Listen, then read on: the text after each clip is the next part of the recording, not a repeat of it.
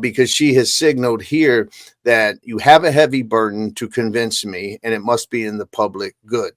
And so this is a judge who is frustrated. Imagine putting in countless hours. Ripple spent $150 million. The SEC had to spend an equivalent of $100 million on the case. So you're talking about $250 million, and you're talking about the judge, her clerks, her magistrate, all of those people tied up on this case.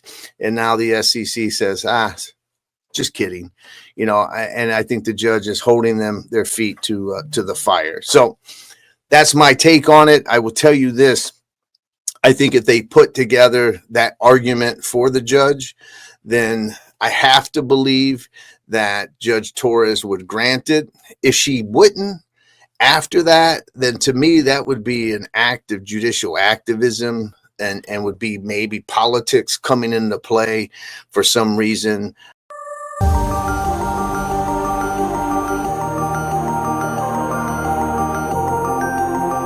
Ripple versus SEC. We were really hoping this was it. Judge Torres threw a little bit of a curveball at us, but I will remind you, if this case would have originally ended right where we stand now, which is as bad as it gets, we would have done victory laps, pop bottles, because it was a total and dominating victory. That's the worst case scenario now. It probably gets a heck of a lot better. Now, in yesterday's video, I said, well, for Judge Torres to strip off that injunction, she's probably going to require something extreme, like new laws from Congress, which we probably do get this year anyhow. But John Deaton, you heard in that opening, he thinks that's not the case. They don't need that. If the SEC sits down and really admits their approach was wrong, and today the SEC sees crypto as commodities and not securities and should be treated as such, and really falls on the sword here, that the judge will accept that. And so I would defer to the professional, to the knowledgeable one, John Deaton, the actual attorney, the one that has been participating in this case. I would defer to his judgment that this is very doable. They'll just have to refile under that, new section and actually try to show why she should reverse that decision. And he thinks it can get done. Now, he does throw a caveat out there, something I didn't bring up yesterday that I should have. There's one reason beyond law, rule of law, and all the other reasons that Judge Torres may be making this decision. And I have another clip here where he expounds on that. I'll be honest with you. I thought that the judge would rubber stamp it. What I hope is not at play here is political motivation. I've always said that Judge Torres was good and all of that, and I think she handled the case fine. But, I hope that crypto, the new administration, the Trump and the meme coin, and she's not drawing a line here where she thinks crypto's bad and she's taking a stand just because the SEC changed doesn't mean I'm going to change my ruling. I hope she doesn't dig her heels in that way. And that could be, to some degree, the reason here. She may see this as, you have the Republicans in here, they're doing a favor to the Trump administration, so no, she's going to block it. And that can happen. You wouldn't think that these judges are political, but they absolutely are, to a high degree. Now, I think we give her the benefit of the doubt because she was a heck of a judge during that trial, both her and the magistrate judge, Judge Netburn. They did a great job, so I'm going to give them the benefit of the doubt here, but that happens. And that is, for some people in the Democrat Party, a stance that, this is a Republican thing and we need to fight against it, but that's a dying mentality. We are probably going to get that stablecoin bill, we'll go over it here in a little bit, passed, because both sides are seeing, first and foremost, this is the future, it's important, and it's a lot of money. Democrats like money just like the Republicans do, and they like those votes as well, and it's very unpopular to be anti-crypto, and we have a midterm coming up here not too long into the future, and they're going to want to prepare for that. So I think you're going to see those bills get pushed through, and this will become over time a more bipartisan issue. But make no mistake, there are still people like Elizabeth Warren, of course, that want to be anti-crypto still and still think that's the right way forward. And again, you might have a judge that sees this as like, this is just because the Republicans are pushing this through and I'm going to block it. It's a possibility, at least, that you have to examine. Now, I saw Crypto Sensei put up this post. I thought it was pretty good. He said, could XRP be the next Bitcoin? Here's why. And I think what he's really saying here, when we go over the reasons, is It's not going to be the next Bitcoin. You don't want to be the next Bitcoin, but it is XRP. It is its own thing. It has its own strengths and attributes, and that's what makes it great. We see, unlike Bitcoin and Ethereum, the XRP ledger runs on Federated Byzantine Agreement (FBA) consensus model. It is novel. It is different. It has different strengths that both Bitcoin and its proof of work does not, and also Ethereum and its proof of stake. It is novel. It is excels in very important areas that those other two blockchains don't, and I think that's really important. XRP isn't just a digital asset, but really the XRP ledger empowers real-world utility, especially in payments and financial infrastructure. If you listen to those original not Brad Garlinghouse, Chris Larson interviews, he would talk about it and say, yeah, we have this digital asset that's not debasable and all of this, but the XRP ledger is so much more. We're going to allow you to throw in dollars and euros and gold. And so it's this whole global hub of trading and payments of all sorts of different kind of value. It's far beyond just a blockchain. It's really this global financial system, decentralized, all built into the XRP ledger. Gives the XRP ledger a lot of power. Lastly, he put on here, Ripple was engineered for cross-border payments, global transactions. Think of it as Bitcoin for the banking world. And what I would say is the XRP ledger itself is not anything for the banking world. It is a decentralized system for anything you want to use it for, but those tack-on systems that Ripple has built that are quite robust and probably more advanced than anything we see in other blockchains, those are built as the new financial infrastructure that banks and institutions can use. And so when you have that infrastructure built on top of the decentralized blockchain, well, it's both useful in its own right, will lead to mass adoption, but also a model for others to build on top of this technology as well, which is important. We don't want to just see Ripple alone building the future on this blockchain. We want to see others. We're hearing Robinhood and Bitstamp may follow with some sort of derivatives exchange, possibly also a stock exchange for U.S. equities. And so this is exciting. We're going to see more and more of this. And the more building on top of the system you get, the more valuable I believe XRP will become. So really like the post here by CryptoSensi. Again, I don't think we should frame it as the next Bitcoin, though. It's bigger than that. It is the only thing like it. It is a leader in its class, and it is Bitcoin, and it has other feature sets and value here where we can see utility built out that will build long-term value. Mario put this report up. The Alabama man that hacked the SEC account and put out the fake Bitcoin ETF announcement. So before the ETF was approved, he hacked the SEC's account and he put out the announcement, Bitcoin ETF has been approved. And of course, Bitcoin, went up significantly. Well, he was sentenced to 14 months in prison. And that sounds extreme just for hacking an X account, but it's a significant financial crime. I don't know how much he profited from that, but you affected markets in a big way, caused a lot of damage there because, of course, then it sold off and people probably got wrecked there a bit. And you broke into a government account. So 14 months in prison, not that bad for such a serious crime. Charles Hoskinson saying that crypto projects ultimately need community.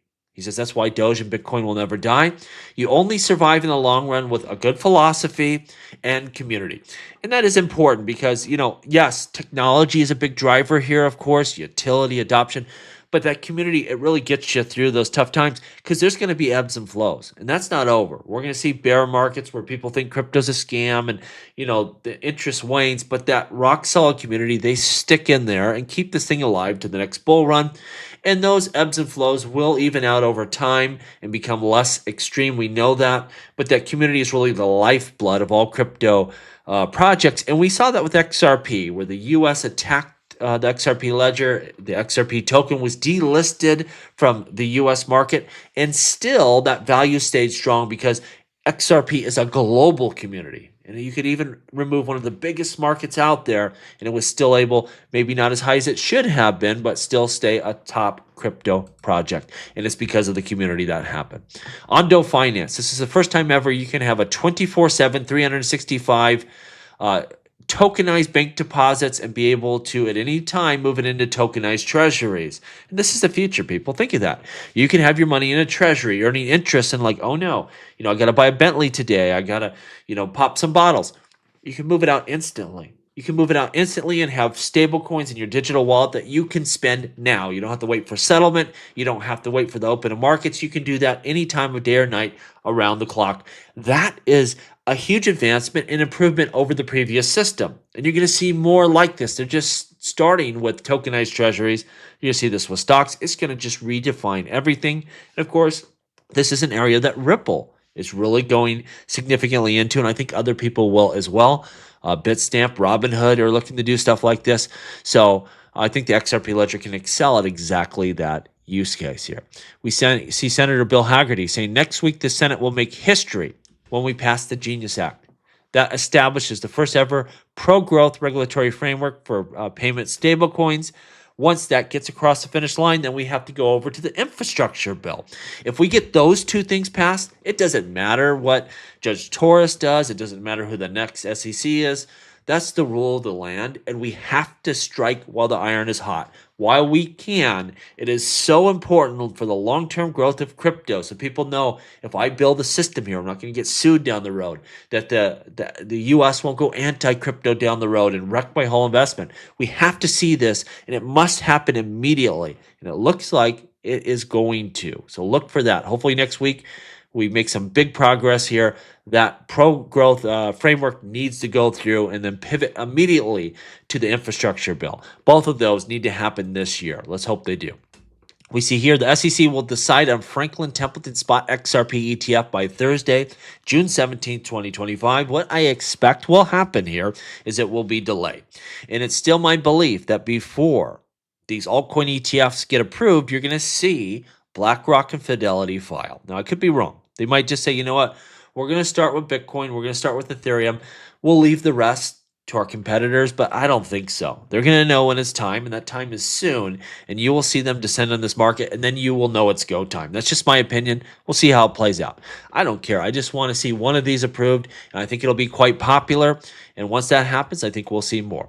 Flare putting out the following, and I didn't realize this. Gasless flow isn't limited to USDTO on Flare, so that is the tether that's been ported over. Right now, you can make payments with USDT on Flare with paying no gas, but it sets the blueprint for using tokens like FXRP without upfront gas, unlocking fee and token UX across DeFi payments and beyond. So this is really what's cool. What you could do, let's say I want to build a financial system and I want to do it on Flare. What's annoying on most blockchains is like, okay, I want to use this system to send payments in dollars, but I have to have some FLR tokens in my wallet to pay for that. So you can imagine onboarding customers. I got to explain to them, you got to buy some Flare tokens, and then you got to buy, your US dollars that you want to send in a payment. It creates an extra problem to onboarding people. And that's the same thing with XRP. With Ethereum, you got to pay the gas fees, whether they're big or small. It adds an extra complication. Well, what I can do is say, you know what, the value of that customer is more than these de minimis fees. And you could do this on XRP. You could do this on Flare. You could do it on XRP if they allowed you to. You can do it on Flare. You couldn't really do this on Ethereum because it would cost too much, right? You couldn't pay for your customers. But essentially, if I build a system like this, I could say, you know what? I'm going to pay for my customers' gas fees, and I put up the FLR, and now I can onboard them in my system, and they're just sending dollars digitally. And they don't even know anything about Flare because me, the business, I put that money up. Right now, Flare's doing that for this Tether product. It's a promotion, but you could do that long term, and now it's really easy because my customers have my app and they just load it with dollars and they don't have to mess with these complications. And likely I will make more money off of them than I'll have to pay in these small Flare gas fees. And so this really could be the future for a lot of systems that are built on blockchain technology. And I think this will be really popular. I think this is a huge idea from Flare. Not having to necessarily the user have that Flare token, the actual protocol could pay for that stuff and just really have much more seamless integration. This could be a big one, I think, long term. We'll see. South Korea finalizing bill to allow national pension funds to buy Bitcoin. And this is what's good. We're seeing the United States turn pro-crypto for the first time ever. A lot of other nations were ahead of us and kind of building out sensible infrastructure. But now really everyone's coming on board. South Korea has been ahead of us for a long time. But everyone understands we have to have rules and regulations for this space, and this is the future, and we're going to adopt it. And now you have nation states that are starting with allowing pension funds to put Bitcoin, in that investment pool, but it's going to expand beyond that. And they'll probably say, you know what, you can put the top 20 crypto assets, something like that, because people are going to want to have funds. They're going to want to have access to the broader crypto market. And so it's just the natural progress of this. Start with Bitcoin, but it'll go from there. Now, looking at the rest of 2025, we still got a lot of headway here. Let's listen to Tom Lee here. He thinks that, we have some significant growth ahead of us still. We have a lot of history to make between now and year end, but keep in mind that waterfall decline in stocks also was almost a complete reset in positioning and sentiment. Investors were forced to liquidate when the VIX hit 60. We know a lot of institutions didn't add risk back as the market rallied, so I think the pullbacks are going to be pretty shallow because investors just are underinvested at the moment. So that's really interesting. First of all, we've had this recovery. Investors are underinvested, so they have capital they got to shove in here eventually. And if we keep going like this, they're going to have to. They're going to have to buy in at higher prices. So financial markets could go higher. Also, some may choose to allocate some of that capital to the crypto space right when we're getting ETFs approved for altcoins. And Bitcoin ETFs are becoming more commonplace. And Ethereum ETFs may have staking. Like a lot of that money may flow to the crypto space as they look at equities that recovered and now have higher valuations. I think the crypto market will be a popular place to look. And then when you look at sentiment, it's barely turning neutral now. So if investors have been fighting this rally, as they become more neutral or more optimistic, that's upside for stocks. I mean, Professor Jeremy Siegel, like you, has grown more bullish, pointing out, in his words, the Trump pivot on the tariffs, but he still acknowledges the fact that the tariffs are likely to remain in place. Whether it's 30 on China and 10 on everybody else, that's still somewhat regressive, is it not? Yeah, well, I mean, we are now in a new world of tariffs, and businesses are adjusting. I think one of the things that we're seeing is that the market is now in a position where they can start to look through some of the messy adjustments, right? We know there's been a disruption to the supply chain. I think stocks can look through that. But you're right, Scott, there is now this world where there's essentially a consumption tax in place on things that we're importing. But that doesn't mean we have to actually have the PE decline or the markets to fall. It's now just something we have to kind of manage through. And I think that's the important thing. You saw at peak fear with especially, 145% tariffs on China. Like everyone's like, oh my gosh, it's going to stay like this forever and there's no way we can operate. As it starts coming down to reasonable levels and we kind of get an idea of what the future will look like, companies can work around this. They can figure out how they're going to go forward.